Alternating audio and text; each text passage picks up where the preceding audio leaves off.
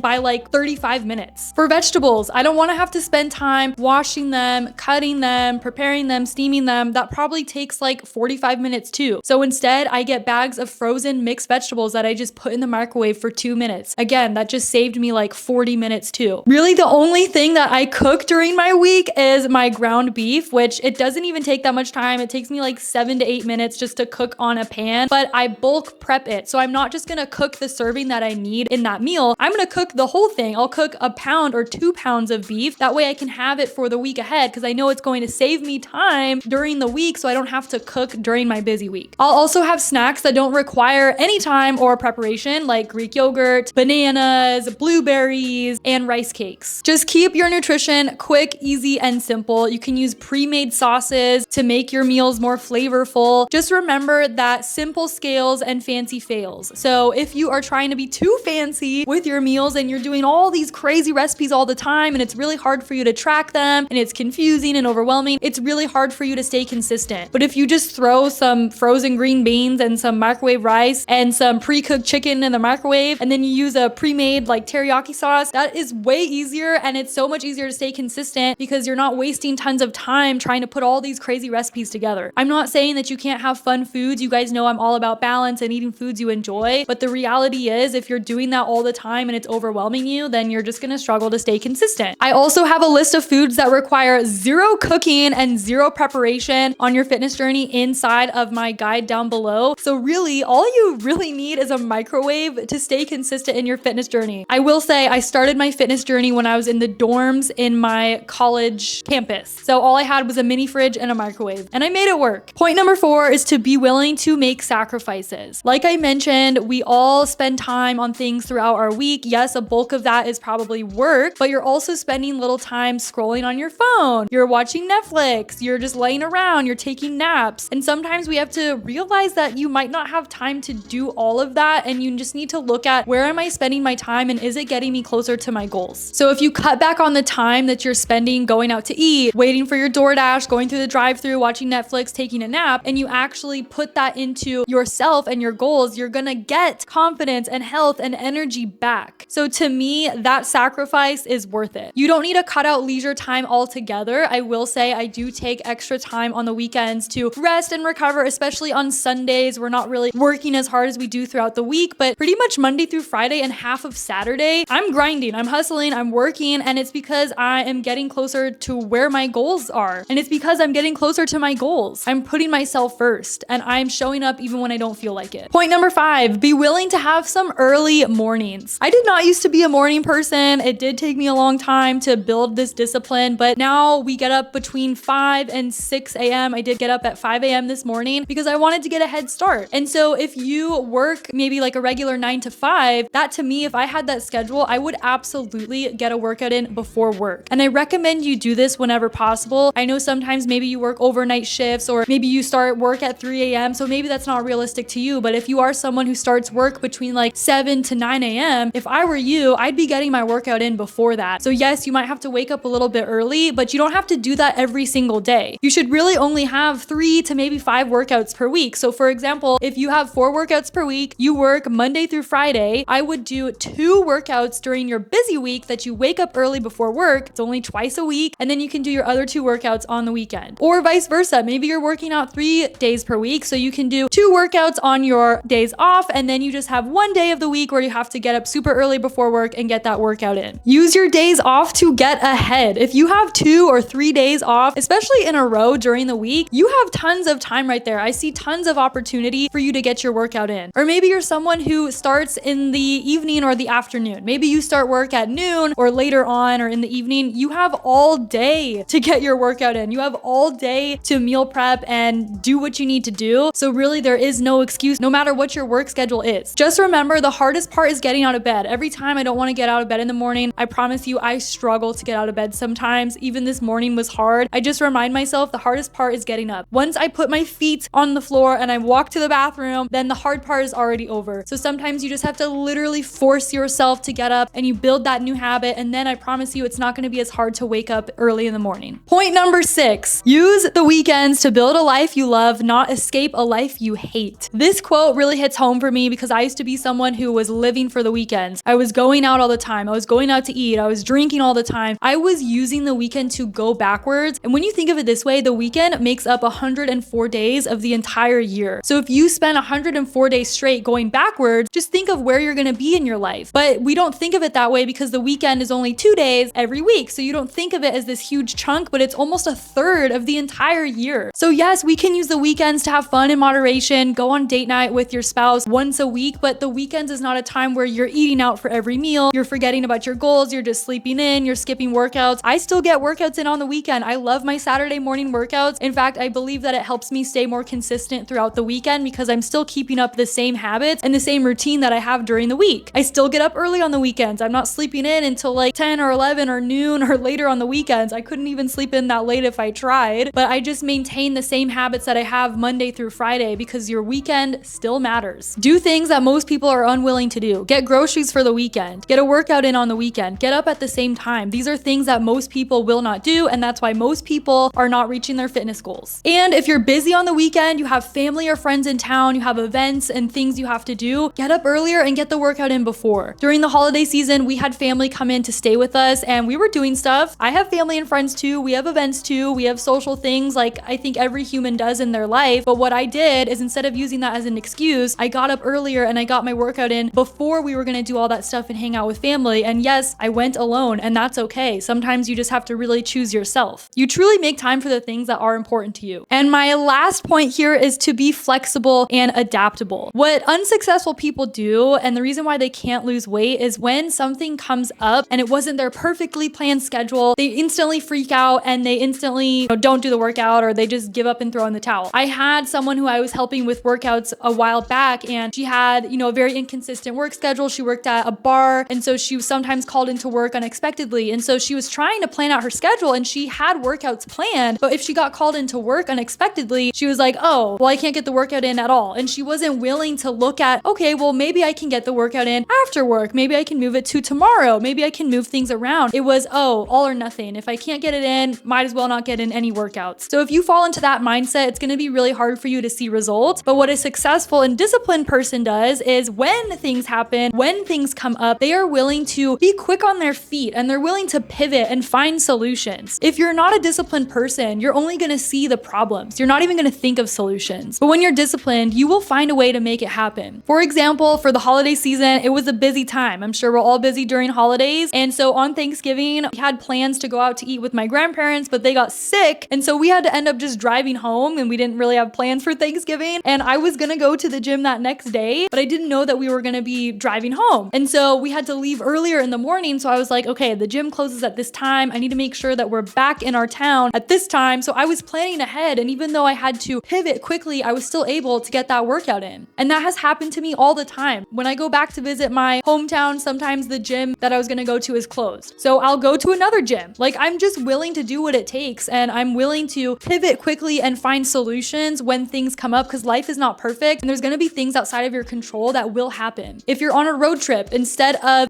getting the worst thing that you can get at the drive-thru, go to Chick-fil-A and get the grilled chicken sandwich. Go to Chipotle and get a double chicken salad, right? Like, just because you are going out to eat or you do have to go through the drive-thru, it doesn't mean you always need to get the worst thing that is on the menu. If the gym ends up closing that day, then get an at-home workout in. If you forgot your lunch and you don't have time to go back home to get it, then on your lunch break, go to the grocery store and get a pre-made wrap or a sandwich that's low in fat and high in protein, and also get a piece of fruit and a protein bar versus going through, McDonald's. There's always things that you can do, and you have to be willing to be flexible and adaptable when things come up in life. I want you to write down these mantras, because this is what's going to help you become more consistent and more disciplined even when you are busy. Number one is, I can do hard things. You are capable of doing hard things. Yes, it's going to be hard, but you are capable of doing them. You have discipline in other areas of your life. If you're in school, if you're working, if you're a mom, if you're a combination of all those things, then you already have discipline. You just need to apply that into this area in your life. When it gets hard, this is when most people quit. I'm not most people. Like I mentioned earlier, most people are not at their fitness goals. Most people are unfortunately overweight and unhealthy and not working towards any goals in their health journey. And that's why most people are like this, because they quit as soon as it gets hard. But when you want to quit, you just need to tell yourself, this is when most people quit, and I'm not going to, because I'm not like most people. This mindset switch is going to help so much. If I can do it when I'm busy, I can do it during any season of life. Just think of it. If you can do it now when your life is chaotic and busy and stressful, just think of how easy it's going to be for you to stay consistent when things do slow down. And they may not ever slow down, okay? So let's not rely on that. But if they do, if you